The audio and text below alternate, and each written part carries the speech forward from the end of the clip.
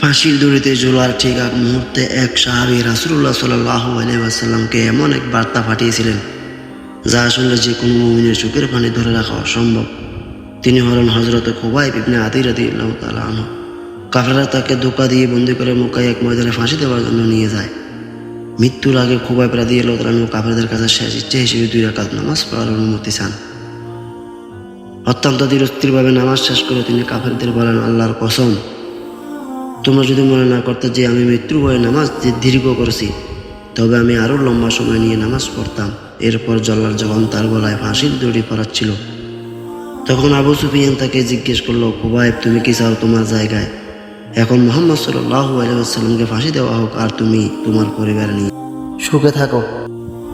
তখন রক্তাক্ত খুবাইব রাদিয়াল্লাহু তাআলা আনহু গর্জে উঠে বলেছিলেন, আল্লাহর কসম, আমার জান বাঁচানোর বিনিময়ে মদিনায় বসে থাকা আমার নবী সাল্লাল্লাহু আলাইহি ওয়াসাল্লামের পায়ে একটা কাঁটার আঁচড় লাগুক, এটি আমি মরে গেলেও মেনে নেব না।